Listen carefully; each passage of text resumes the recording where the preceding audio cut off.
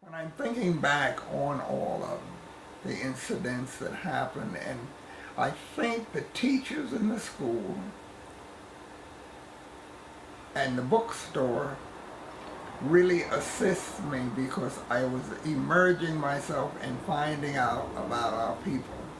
And I noticed in the North, as well in the South, people that were lighter skinned thought in many instances that they were better. Just like a dark-skinned man would marry a very light-skinned woman, or a woman with straight hair, or whatever. And I didn't understand that at the time, and at that time the cosmetic companies sold a product called bleaching cream. And you had these brown-skinned, dark-skinned, brown-skinned women, and they would be using this bleaching cream to make themselves lighter. And that was really very eye-opening to see that. Where the world is at with its technology and everything, people of color are still being taken advantage of. They are the poorest, even though, like, Africa is one of the wealthiest continents in the world, and yet the people are the poorest. And we have to look at that, because we should be looking at all people should have the opportunity to live a good life. They don't have to be rich, but just to have the basic things in life. One must give credit where credit is due. I had ran into another bookstore, and this bookstore was ran by a man whom had come from the Soviet Union. And I was doing business with him, purchasing books from him and everything. And we got to really know each other. He helped me. He would ask me what was I studying, and he would say, read this book, read that book. And these books were coming from places like Czechoslovakia, Soviet Union, and all these books. I'm reading these books, and I would go to class, and I had all this information. I don't care, even if it was a math class, he would give me books on math. Now, math class, or math books in those days cost about $20. I was buying math books from the Soviet Union for $4. That's how much I was paying for the books. And I was able to do my homework, and I was lazy sometimes, but I always made certain I had a girlfriend that did not believe in nothing but an A. She didn't believe that there was no other alphabet there was but an A. And I would have them to read my papers. And if they told me to do certain things to the papers, I would. So you see, all of these things help you. Now, that bookstore, he was not only had a bookstore, he was a book distributor from all over the world. But this man treated me as if I was one of his family. He would give me a box of books, literally, and say to me, when you get the money, you pay me for these books. Just pay me, that's all. But there was another thing interesting about that bookstore. At some point later, I found out that James Foreman of SNCC was tutored by the same man on 13th Street. I wondered how many of us that were coming in that store that he treated that way and was helping us get through. The other bookstore that I was associated with was on 125th Street itself, called the Frederick Douglas Book Store. And that bookstore was ran by Mr. I want to say all of his name, Richard B. Moore, B like in boy. And he was a very distinguished looking man, stood up straight, tall, and he was from Barbados, and he owned that bookstore. And I got to know him, and I really got to know him well through Dr. John Henry Clark. He and Dr. John Henry Clark was friendly. and they had all kind of meetings. They had committees, and he had published a self-published book called The Name Negro and Its Evil Use. And that was a big hit. In fact, I think that book now is a collector's item. And he helped me a lot. Between he and Mr. Mashaw, they gave me more books than I probably ever bought from them. Say I asked Mr. Moore a question. Sometimes he wouldn't respond to it. The next time I saw him, he would give me a book and say, read this book. This will help you. As I think back on it, they expected me to be something. They expect for me to, I think, really contribute. Now, I don't know whether I ever came close to what they expected of me. However, I have a string of students that has always kept in touch with me, and that makes me feel good, because some of them have done very well in life. And one is a top lawyer and everything, defense attorney, and I just think that my life has been rewarded. And I always swore as a youngster I would never be a teacher. Now, why did I say that? Because even as a youngster, I knew teachers didn't make money. They always had a nice place to stay, but they didn't make any money. And being a youngster, I wanted to have money in my pocket. And I wanted to be around the women and all of that kind of stuff. So I cannot say that I was a goody-goody foo-foo. I was among the worst offenders. And all of those things happen, and you're just happy that you're still here. You're happy that you're still trying to contribute, because your life could have taken altogether other ways. And it's just interesting how knowing all kinds of people can broaden you. Because those sessions at the bookstore on Sunday, I've never seen anything like it before or since. And have all of these people there, like John G. Jackson, you name them, they were there. Skinner, Elliot Skinner, up at Columbia University. And they can't deny they were there, because I have photos of them sitting on the platform, so they can't deny they were there. So it's obvious for those of us whom were fortunate enough to attend school that we were blessed, because our parents and our loved ones and our grandparents or whatever had gone through great sacrifices, and that's the school, under such a system. And later, I started comparing it with apartheid in South Africa. And I think that has really molded me to think the way that I am today and how I look at things today. Because I noticed when I came to New York, the first thing I was doing was getting involved in the apartheid demonstrations. And Leroy Jones, whom is now Amir Baraka, he was involved in all of that. I remember that was the first time I actually ever saw him. And it was quite interesting that the different people from different movements were involved. And I'm speaking of all different ethnic groups that was involved, but there was a very small group, because you always encountered the same people at every turn, the same group of people. And that some of us got to know each other. And I also remember Ilombe Brathwaite. He was really involved in Africa. And I learned much from him, because he knew some of the African leaders. He was very involved and very submerged in the movement. And however it happened to me, everything happened through Mr. Mashaw's bookstore. Later, the Frederick Douglas Bookstore with Mr. Richard B. Moore.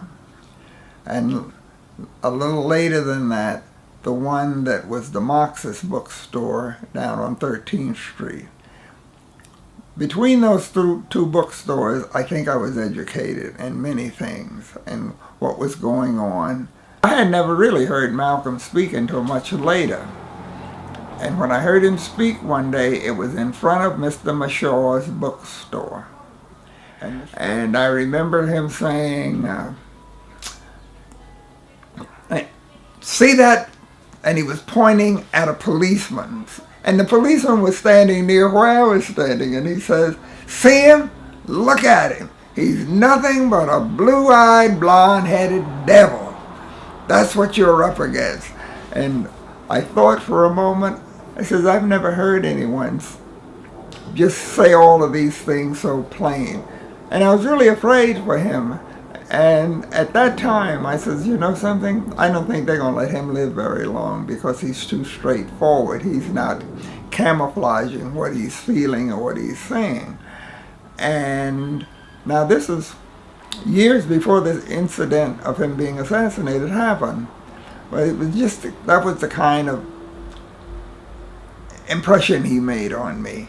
And when I had the opportunity to talk to him in the bookstore again, I told him about my feelings and everything, and he invited me down to the mosque and never asked me to join or anything. But I went by the mosque a couple of times and by the restaurant, and I had the opportunity to observe him up close.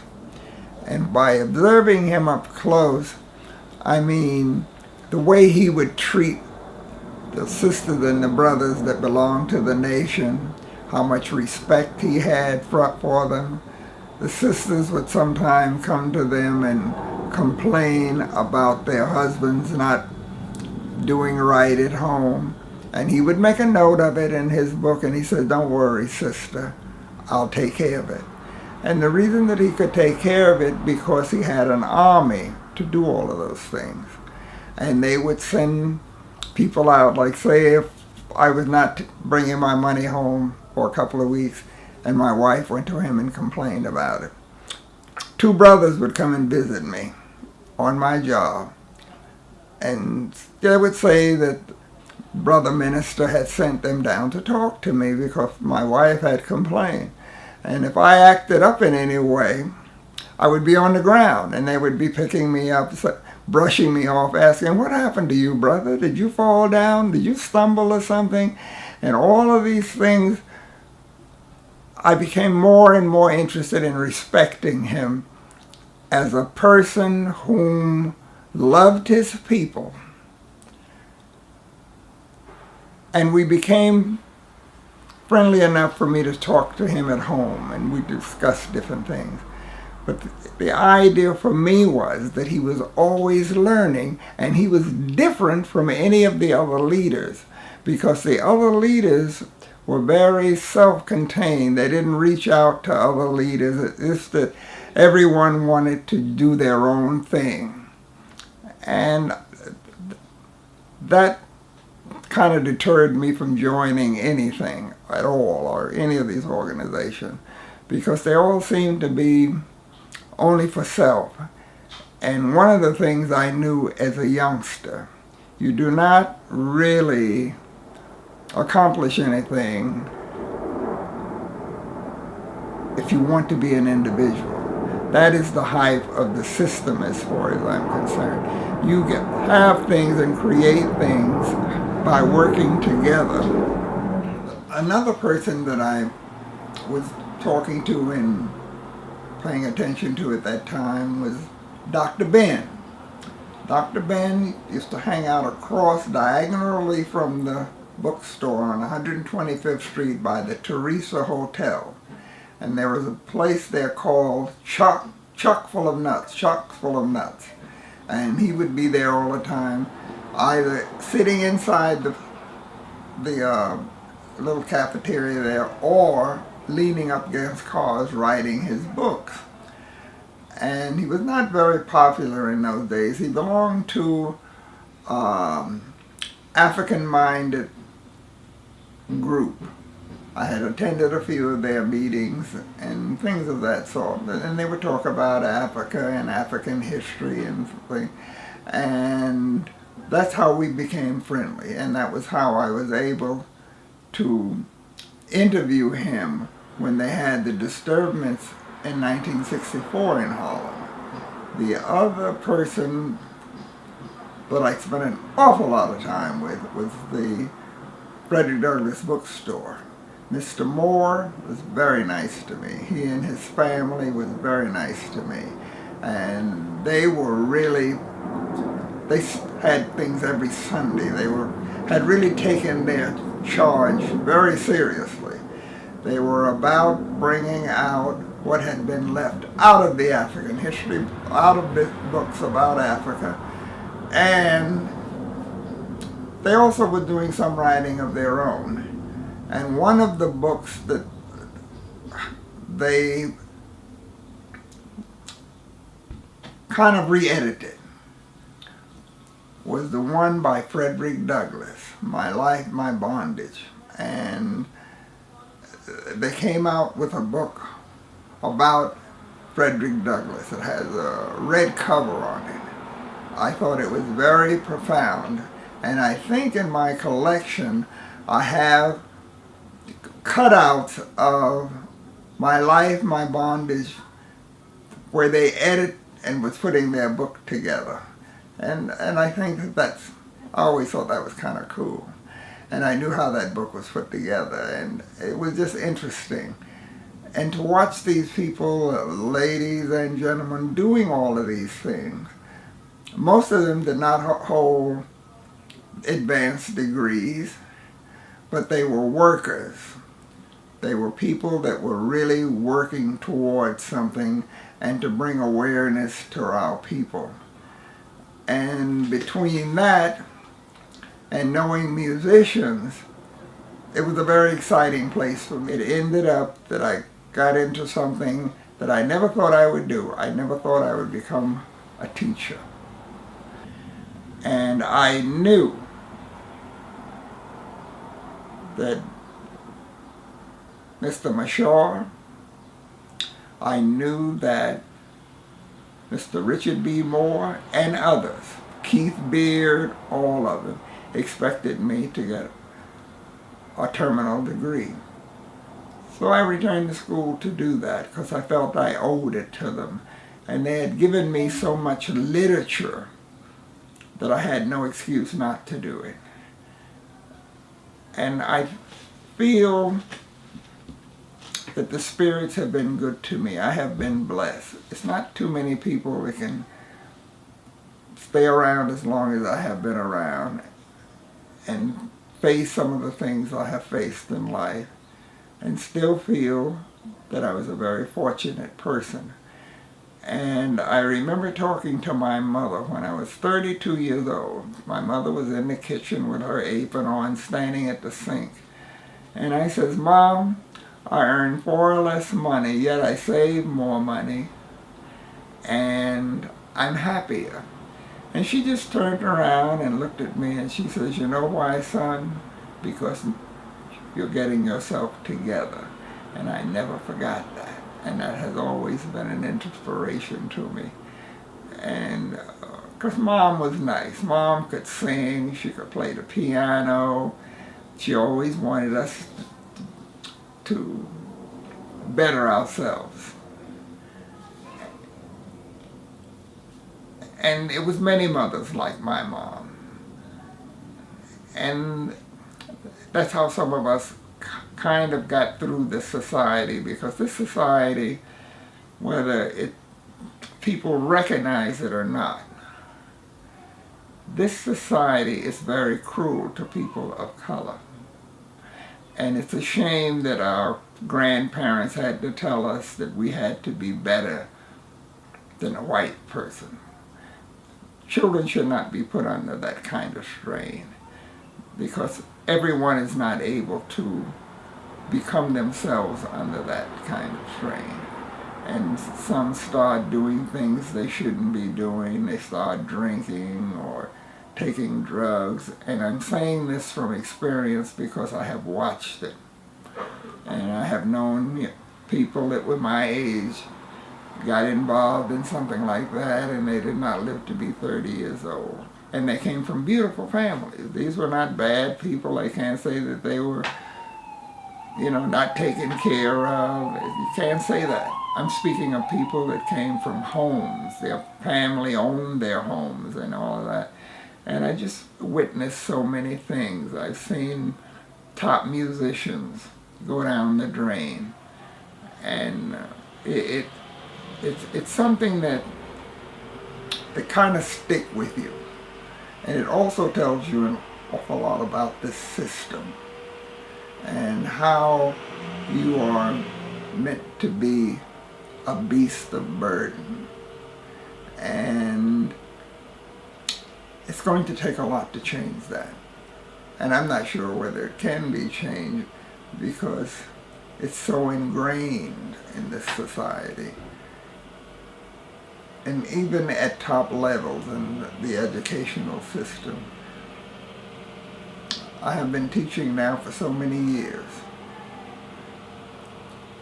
at the university level.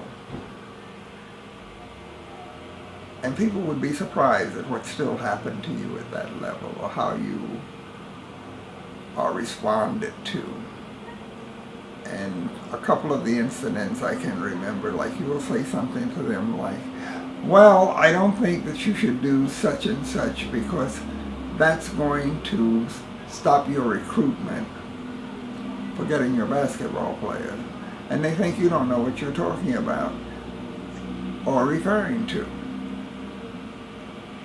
That tells me that they don't understand anything about our lives, how we feel about things, or any of that. And had we had more input, I think we would have made some kind of dent in making this a better place.